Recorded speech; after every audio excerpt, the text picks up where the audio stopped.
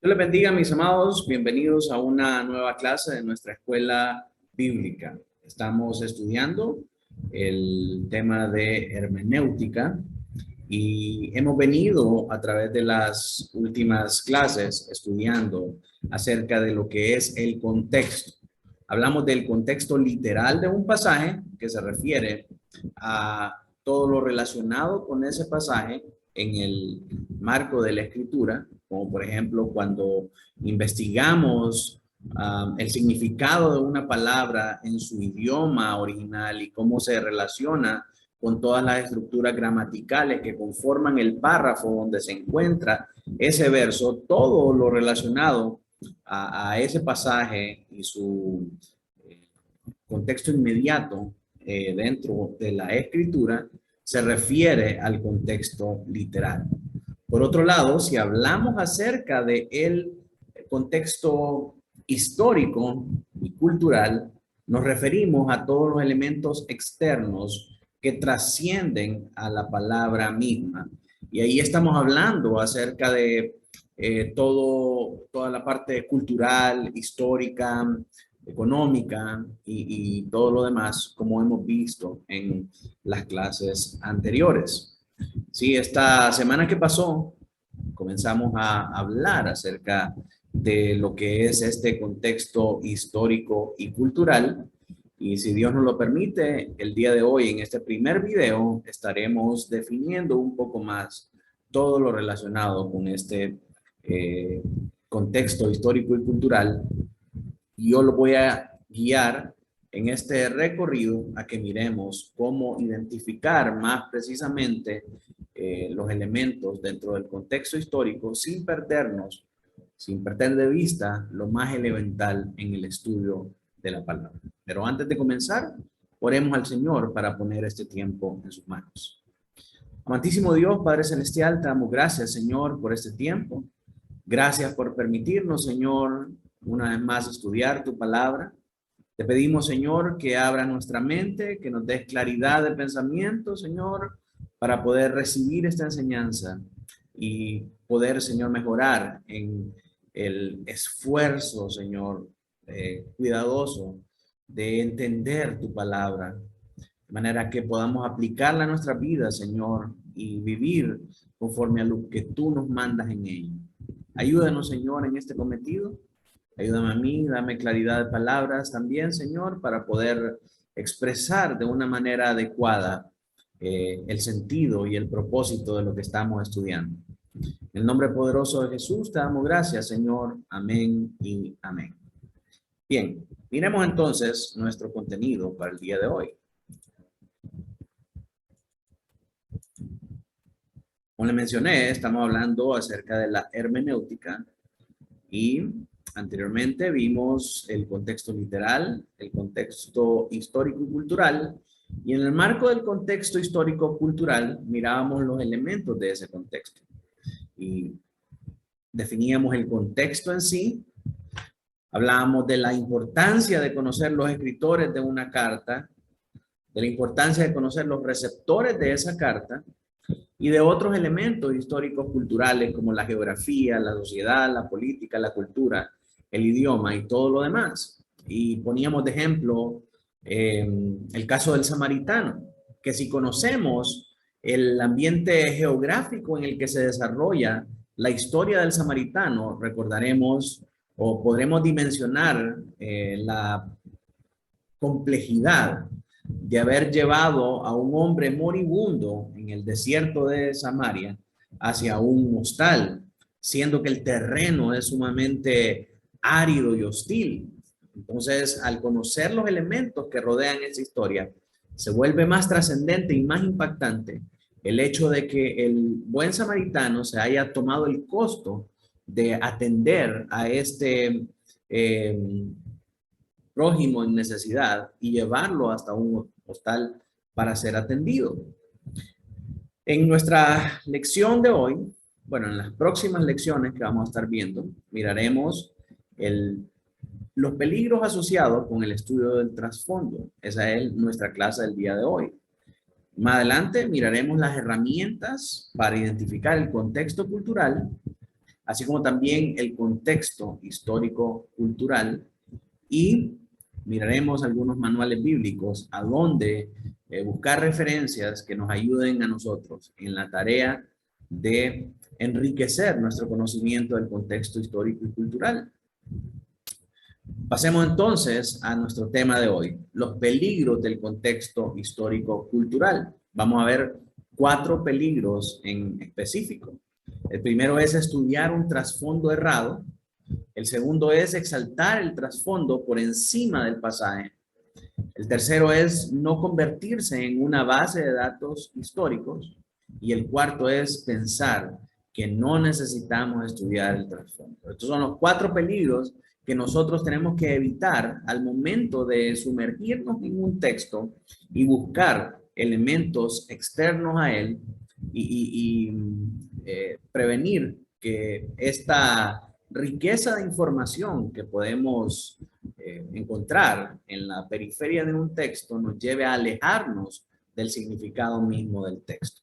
Entonces, para poder estudiar estos 4 peligros con una mayor profundidad, vamos a irnos a nuestro texto en la página 188, donde habla acerca de estos peligros de los que estamos hablando. Los peligros relacionados con el estudio del trasfondo. Si bien es cierto, el mayor peligro es ignorar el contexto histórico y cultural. Ignorar el contexto histórico y cultural nos llevará a nosotros a darle una interpretación errada del texto y erróneamente traerlo a nuestros días y darle una interpretación conforme a nuestros días. Ya hemos hablado anteriormente de el conocimiento previo y de las preconcepciones que nosotros traemos al texto y cómo eso puede afectar nuestro entendimiento de él. Entonces, definitivamente hay un gran peligro en ignorar el contexto histórico y cultural, pero existen también peligros relacionados con su estudio. En primer lugar, hay que tener cuidado con la información de trasfondo erróneo. Y el mejor ejemplo para esto lo encontramos en Mateo 19, del 23 al 24, con un pasaje que quizás todos nosotros conocemos muy bien. Dice Mateo 19, del 23 al 24, y Jesús dijo a sus discípulos, en verdad os digo que es difícil que un rico entre en el reino de los cielos. Y otra vez os digo que es más fácil que un camello pase por el ojo de una aguja que el que un rico entre en el reino de Dios. Y quizás todos hayamos escuchado la explicación que la puerta de los camellos era una pequeña abertura que había en el muro de la ciudad por la que los camellos podían pasar con mucho esfuerzo si se arrastraban andando de rodillas y se les aligeraba su carga. El problema con esta explicación es que no hay ninguna prueba de la existencia de esa puerta. El ojo de una aguja significa entonces esencialmente lo mismo que significa en nuestros días, el ojo de una aguja de coser. Esa abertura pequeña por la que se entra el hilo con dificultad para poder enhebrar esa aguja y comenzar a coser. Jesús está utilizando el animal más grande que había en Palestina de aquel momento y una de las aberturas conocidas más pequeñas para hacer una afirmación convincente respecto a lo difícil que es el que los ricos y poderosos entren en el reino de Dios. Y este es solo un ejemplo del modo en que una información errónea puede transmitirse a lo largo de varias generaciones de predicadores y de maestros. Aunque una información de trasfondo aporte una fantástica ilustración para un sermón, eso no significa que sea necesariamente rigurosa. La veracidad de tu información está en función de los recursos que utilices. Y no todos los recursos son iguales de rigurosos y exactos, porque no se elaboran según los mismos criterios. Cuando yo pensaba esta tarde acerca de este peligro, me recuerdo que en la primera iglesia donde yo iba, nos enseñaron toda la vida que la estrella que guiaba a los magos a la casa donde estaba Jesús, había un texto que decía que la palabra para esa estrella era Fabrashi. Y la palabra Fabrashi significa conductor. Entonces el pastor concluía que esa estrella no era una estrella, sino que era un ovni. Entonces, fíjense qué importante es consultar la fuente correcta, porque eso es lo que estamos hablando acá. Los recursos que utilicemos van a darnos a nosotros el significado del contexto que estamos estudiando. Sin embargo, no todos los recursos son igual de rigurosos. ¿Qué llevaba a este pastor a pensar que la estrella de los magos era un ovni? El uso de un recurso externo no riguroso, un recurso externo gnóstico, un recurso externo que estaba influenciado más por el folclore y que no representa una fuente confiable de información. Y eso nos lleva a nosotros a dar una información incorrecta. Entonces tenemos que asegurarnos de que el recurso que tengamos para estudios sea un recurso académico, serio y de personas que entienden los principios bíblicos de interpretación. Lo mismo ocurre con muchos de los comentarios de los testigos de Jehová que han voluntariamente cambiado ciertos textos. Y ellos dicen, según estudios académicos, la Trinidad no existe porque hemos visto que aparece en todas las otras culturas, pero todas las otras culturas son una copia de lo que Dios ha hecho, de lo que Dios es. Entonces, escudarse detrás de esa excusa de la academia tiene que ser también consultada, porque no todos los que se dicen ser académicos en verdad lo son. Y en el caso de los testigos de Jehová, muchos de sus académicos que escriben sus artículos para sus revistas, Atalaya y Despertad, no son académicos calificados. Entonces tenemos que tener mucho cuidado con eso y estar alertas acerca de la veracidad de la información de nuestras fuentes para poder tener una interpretación correcta del texto que estamos estudiando, por lo menos del trasfondo del texto que estamos estudiando. Un segundo peligro relacionado con el estudio del contexto histórico y cultural es el de elevar el trasfondo del texto por encima de su significado. Esto sucede cuando la gente se pierde estudiando algunos datos del trasfondo que son totalmente irrelevantes. Al estudiar la parábola del fariseo y el publicano de Lucas 18, del 9 al 14, por ejemplo, puedes sentirte tentado a pasarte todo el tiempo estudiando material acerca de los fariseos y los recaudadores de impuestos, cómo eran sus costumbres, cómo llevaban los registros, cuáles eran los registros, los principios de contabilidad que ellos observaban, cómo eran sus carpetas, en qué horario hacían la recaudación, iban casa por casa o se sentaban en el templo. Hay un montón de datos fascinantes para estudiar acerca de la vida de estos recaudadores de impuestos. Sin duda, has de saber algunas cosas acerca de estos dos grupos y su papel y la reputación mala que tenían en la época de Jesús, porque ellos eran judíos y estaban cobrando los impuestos de parte de los romanos. Entonces, obviamente, no eran muy populares y a este grupo pertenecía Zaqueo. Entonces, es fácil conocer y saber que Zaqueo robaba de esta manera. Y por esta razón, porque Zaqueo llevaba un registro ordenado de cuánto había sustraído de todas las familias, él podía saber cuánto era lo que él tenía que devolver, cuánto había agarrado de más y cuánto era lo que él tenía que devolver. Entonces, son datos fascinantes, pero que si nos dejamos ir por toda esa línea, tenemos una vastedad de información que nos puede llevarnos a alejarnos de lo importante del texto. Entonces, es necesario saber algunas cosas, pero no nos debemos perder en datos que son irrelevantes. No obstante, no permitas que tu fascinación con este tipo de información te lleve a pasar por alto lo esencial de este texto. Es decir, que Dios juzga a los orgullosos y exalta a los humildes. Ese es el punto de ese pasaje. No es toda la información que nosotros podemos recabar acerca de los fariseos. Toda la información que nosotros podemos traer a la mesa acerca de ellos solamente exaltan el orgullo que ellos tenían. Y el propósito del texto nos lleva a darnos cuenta que Dios juzga a los orgullosos y exalta a los humildes. También otro ejemplo es el rey Agripa y Berenice en Hechos 25, 13 al 26 y el verso 32. Interesante conocer la genealogía del rey Agripa y cuando empezamos a ver nosotros Agripa I, Agripa II y toda la dinastía de estos reyes de Israel, nos puede llevar a perder de vista el mensaje esencial del autor. En este pasaje, Lucas presenta a Pablo cumpliendo la afirmación del Señor que se consigna en el libro de los Hechos 9:15, en el sentido de que daría testimonio ante los gentiles y ante sus gobernantes. La presencia de personajes un tanto pintorescos como este Agripa y Berenice no pretenden eclipsar el triunfante evangelio del Señor Jesucristo.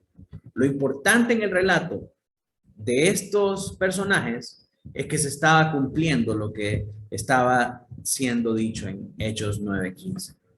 En nuestro estudio del contexto histórico y cultural, hemos de tener en cuenta que existe una diferencia entre el contexto del pasaje y su significado. Una cosa es lo que vemos nosotros allá en el telón de fondo y otra cosa es lo que el pasaje significa, lo que el pasaje quiere decir realmente. Nuestro propósito al estudiar el trasfondo no es que nos perdamos en un laberinto de nimiedades históricas, sino que podamos entender el significado del pasaje de un modo más claro, ubicarlo en el tiempo correcto, con las prácticas correctas, con las personas correctas, nos ayuda a nosotros a entender bien qué es lo que estaba diciendo la palabra en ese momento para esas personas. Y de esa manera podemos extrapolar el sentido y aplicarlo a nosotros, sacar el principio básico para traerlo a nuestros tiempos. Por lo que hemos dicho en clases anteriores, cruzar el puente de la interpretación.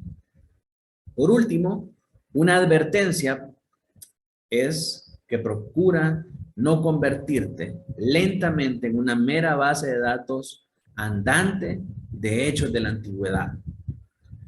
No pierdas el corazón interpretativo en tu búsqueda de la información para comprender el texto. O en otras palabras, no busquemos información para alimentar nuestro intelecto. No busquemos información para alimentar nuestro orgullo. No se trata de cuánto sabemos, sino de cuánto aplicamos a nuestra vida. Y para poder aplicar a nuestra vida, necesitamos sacar el significado espiritual de lo que nosotros estamos leyendo. Por eso, mantén el estudio del trasfondo bíblico en la perspectiva adecuada. El estudio del contexto histórico y cultural no es un fin en sí mismo, sino una simple herramienta para ayudarnos a entender y a aplicar el significado del texto bíblico. Hemos de tener en cuenta estos tres escollos. Sin embargo, el mayor peligro, sin lugar a dudas, es dar por sentado que para entender la Biblia no necesitamos ninguna información de trasfondo. Y este es el error de la mayoría de pastores en la actualidad. Esta es la razón por la que muchas iglesias están haciendo malas interpretaciones acerca del texto bíblico. Sacan promesas que no fueron para ellos, que fueron dadas en tiempos específicos para situaciones específicas y piensan que ahora son para ellos en específico, cuando realmente es un error y no es una palabra para ellos. Y tenemos que ver más allá de esa promesa. Tenemos que ver qué es lo que se cumple o qué es lo que se alcanza con el plan de redención del Señor. Entonces, la razón por la que muchas iglesias y muchos cristianos caen en estos errores que nosotros estamos viendo actualmente es por una mala aplicación y una muy mala interpretación de la Biblia al ignorar completamente el trasfondo. No podemos iniciar el recorrido interpretativo sin dar el paso uno.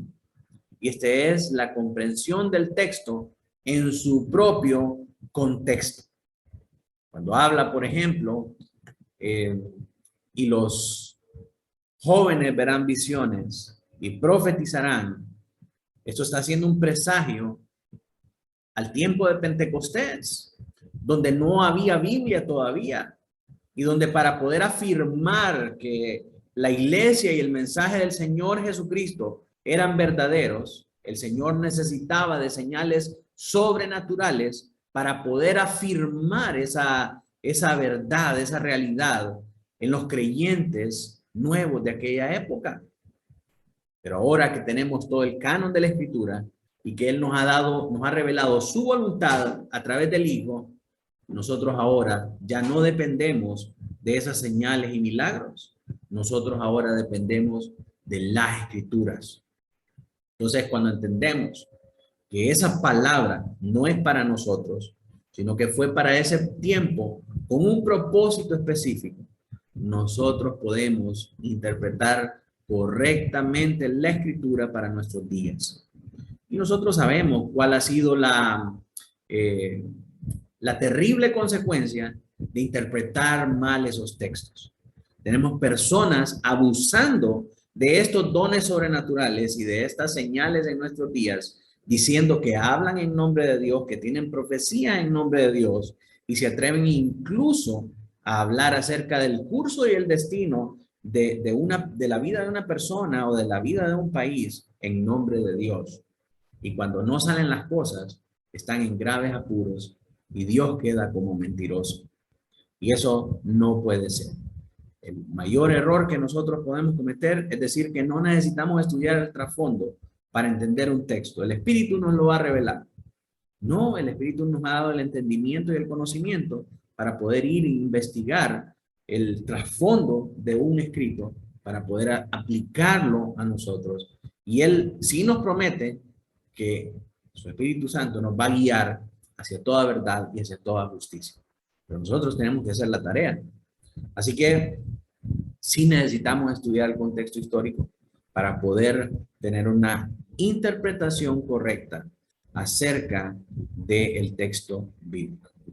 En nuestra próxima clase vamos a ver los recursos que podemos utilizar para poder identificar el contexto histórico y cultural de un pasaje concreto. Por hoy vamos a quedarnos hasta ahí y vamos a concluir nuestra sesión con una oración al Señor. Oremos. Padre nuestro que estás en los cielos, damos gracias, Señor, por este tiempo. Gracias por permitirnos estudiar, Señor, los peligros que yacen en perdernos en el trasfondo de un texto. Ayúdanos, Señor, a poder ser diligentes en estudiar las cosas que son necesarias para entender cada pasaje, Señor. Pero ayúdanos a no perder de vista lo más importante, que es lo que tú quieres decir, Señor, para que lo podamos aplicar a nuestra vida y que podamos crecer, Señor, en el conocimiento de ti, no para llenarnos orgullosamente de información, sino que para apartarnos del pecado y para conformarnos más a tu imagen cada vez. En el nombre de Cristo Jesús oramos. Amén y amén. Muchas gracias por acompañarnos y le invitamos a que siga viendo estos videos y no se pierda nuestra próxima clase, que estaremos viendo las herramientas para identificar el contexto histórico y cultural. Que Dios le bendiga.